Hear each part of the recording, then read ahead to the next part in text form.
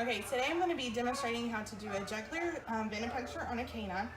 So I have my alcohol, my syringe with the needle, and so what I'm going to do is I'm going to place my thumb on the thoracic inlet, and I'm going to gently press down to expose the vein, and I feel right here. Hold on, baby. I know, baby.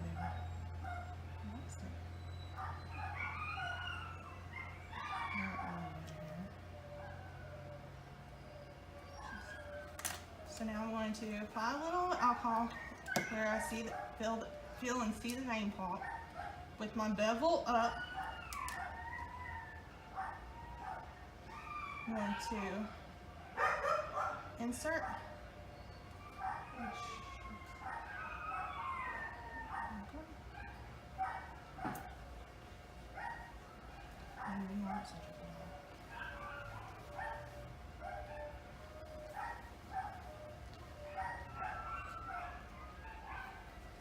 And now my restrainer is going to hold pressure for about 60 seconds, and we have successfully drawn blood from the dog.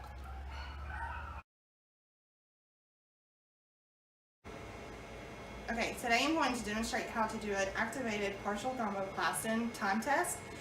So what we're going to do is we've already drew our sample, and you always want to make sure to put it in the sodium citrate tube. So we're going to go over to our vet lab station and input our our patient's info, and we're going to select our Coag DX analyzer and hit our run button.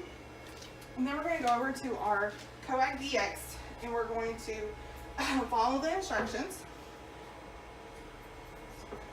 So what I'm going to do is open up my slide, and you always want to make sure to let it get to room temperature at least 30 minutes to 60 minutes before you actually open this up.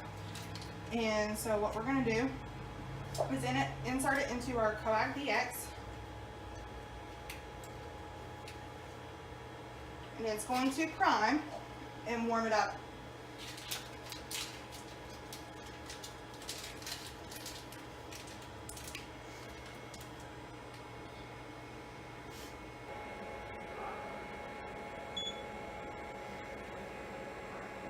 Okay, so now that the slide is warmed up, what we're going to do is open up our tube, and we're going to pipette out a small amount of sample,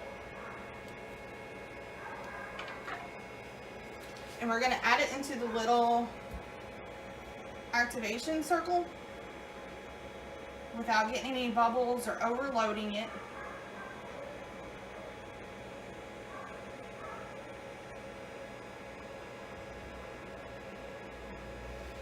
Okay, and then after you've added your sample, you'll hit start, and it will load the sample into the Coag DX, and it will do a countdown and determine the time it takes for the test.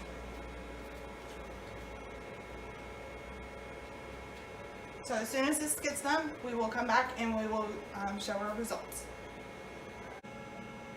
Okay, now that our test is finished, what we're going to do is remove our cartridge and throw it away. Now that we've got our results for our PTT test, so as you can see, our results are normal.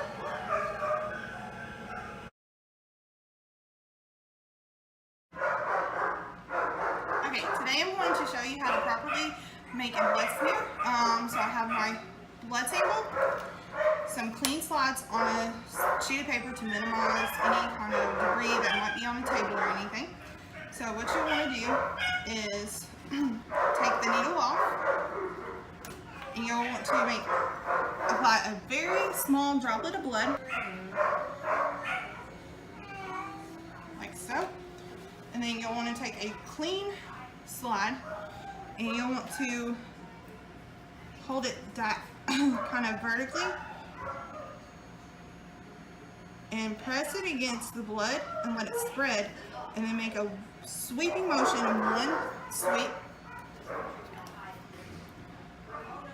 And there you have your blood smear. Now what you want to do is let it dry, and then we'll use our Diff Quick stains and stain the slide and then read it under a microscope.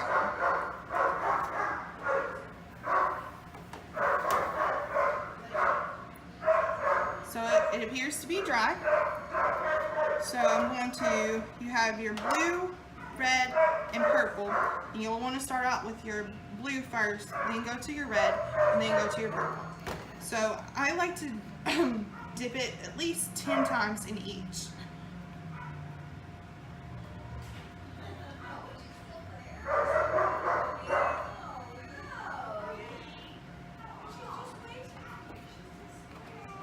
Now I've dipped it in blue, so I'm going to go to the red.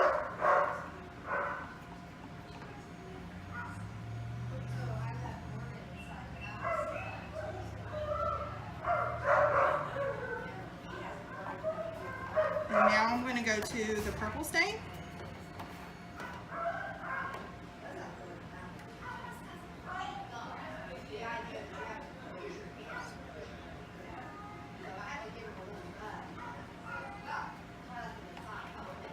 And I do this to ensure that it stains the blood as best as it can. And I'll kind of just dab it on the sheets that are beside it. And then I will take it over to the sink, and the other side that we didn't do the blood smear, you will run some water over it to get the excess off, and just gently tap it to get the excess water, and then you'll grab a Kim wipe, tap it and get the excess water off. And now what we're going to do is just sit this down, let this dry, and when it's completely dry, we'll go to the microscope and start looking at the blood smear. Okay, so now that our blood smear is finally finished drying, what we're going to do is put it on the microscope and we're going to read it. And what we're going to do is we're going to count 100 blood cells, and we're going to use our counter. So what we're going to be looking for is basophils, which are very rarely ever seen in cats and dogs, eosinophils, segmented neutrophils, lymphocytes, monocytes, and we will get a total. And we also will count, get a total of our the number of bands. So what I'm going to do is I'm going to start reading. Turn the microscope on, and what I'm going to do is I'm going to look for the feathered edge, and I'm going to find a good monolayer to where you can actually see the different white blood cells.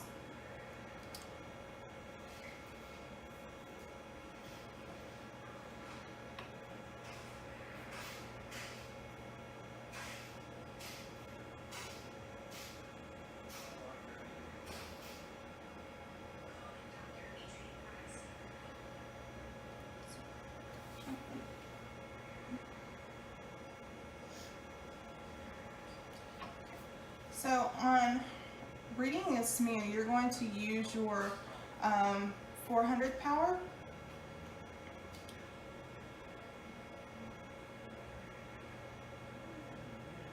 So I've gotten down to my monolayer, and I'm going to start counting up to 100.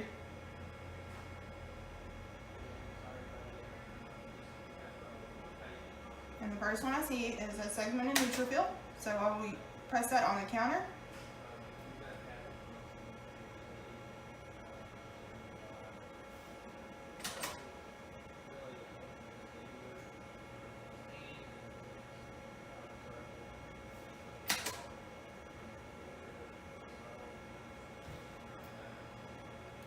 The next one I see is a lymphocyte.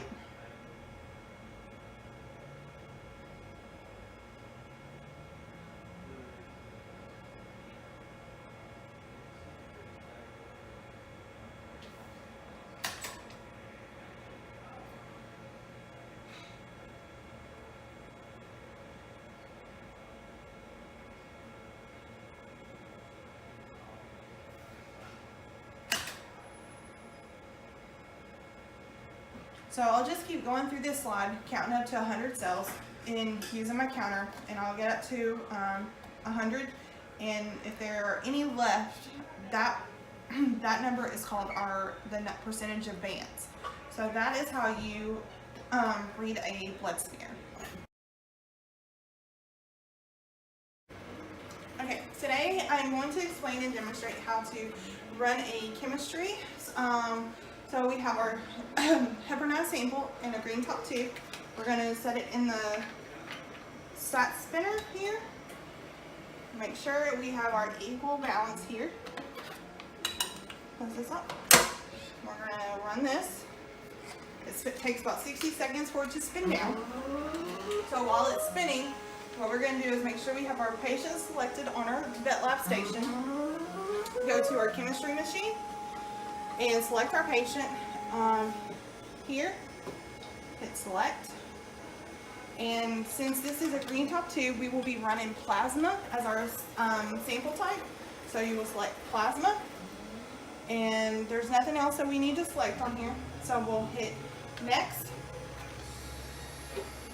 This will come out. We will get rid of our other sample that will not be ran. And we will need a sample cup and a new 1 ml pipette.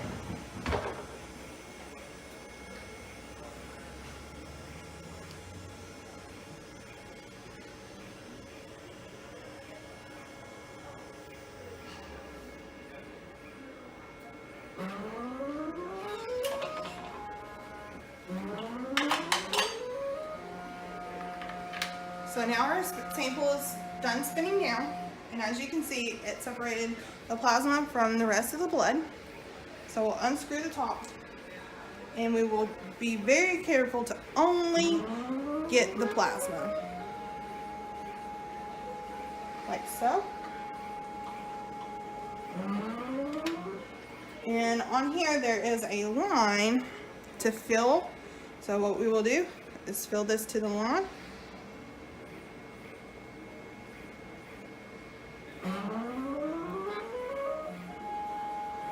And then to ensure proper sampling, you want to make sure you get all the bubbles.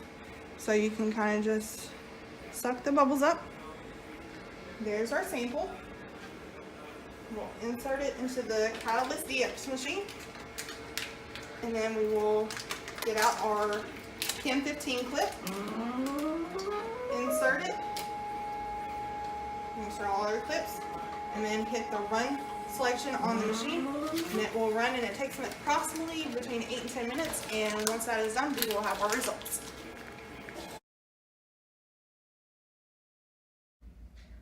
Today I'm going to explain to you how to do an ELISA snap test using our Fluke FIV heartworm triple test.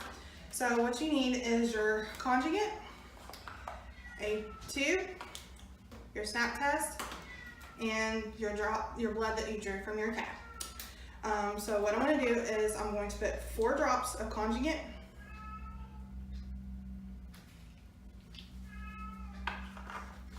and then you're going to use 3 drops of your non-heparinized blood.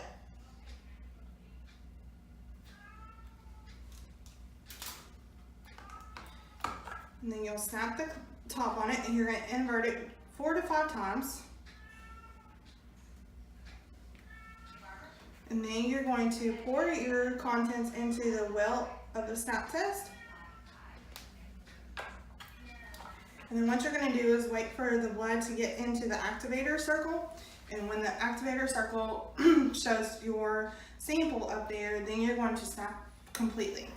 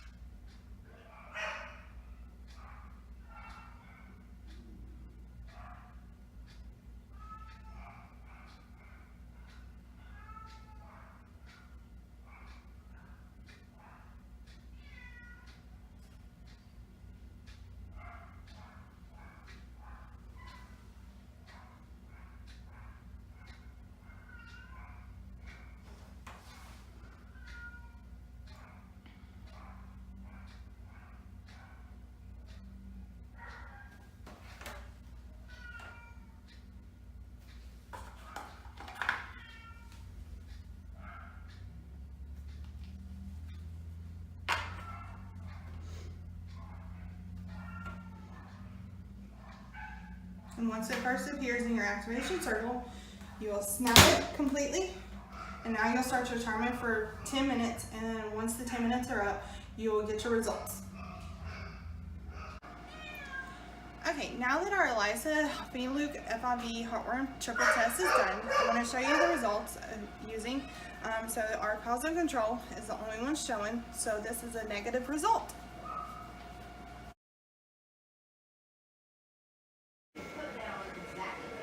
Today I want to show you how to perform a packed cell volume. What you will need is your blood sample, your microhematocrit tubes, and here we have two different ones. We have our non-heparinized. These you will use if you already have a heparinized sample. And then you have your sodium heparinized red microhematocrit tubes. And these you will use if you have a blood sample that has not been heparinized already. So since our blood sample has been heparinized, we will use our blue ones. So what you'll do is you will gently push your finger over one end, and you will insert the needle and just fill this up and make sure you do not have any bubbles, or it will actually bust when you go to spin it in this centrifuge. So we're going to fill our tube.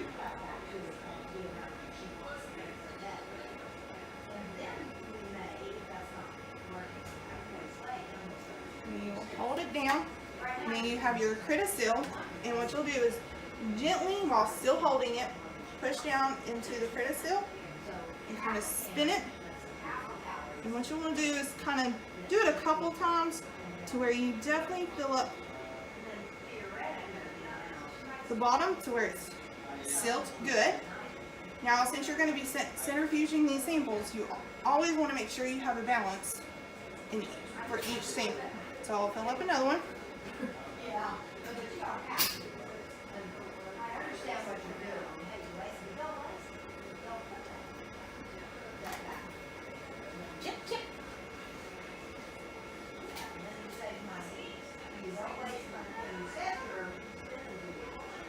Make sure it's sealed completely.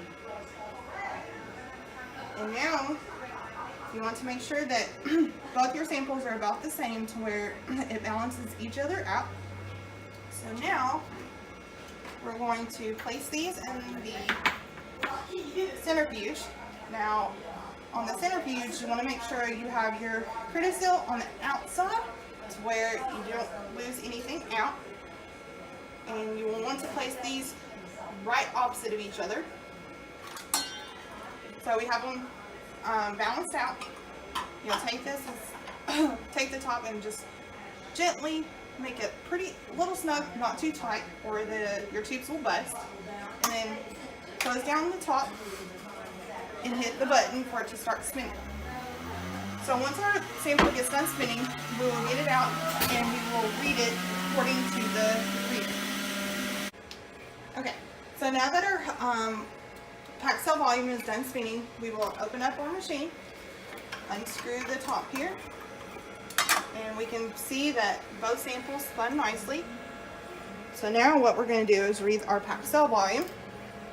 So what you will do is you will line up the bottom, the very top of the white at the very bottom of the red line where it says 0, and then you will kind of find your spot where the top here meets the top line. So we will keep going. All right, we've reached both top and bottom line, and what you will do is you will read right where this meets. So we are looking at 40, 45, it's about 47% here. So and you can always double check with your other hematocrit tube. And this sample here is about 45-ish, 46. So it's pretty accurate, and that is how you read a packed cell volume.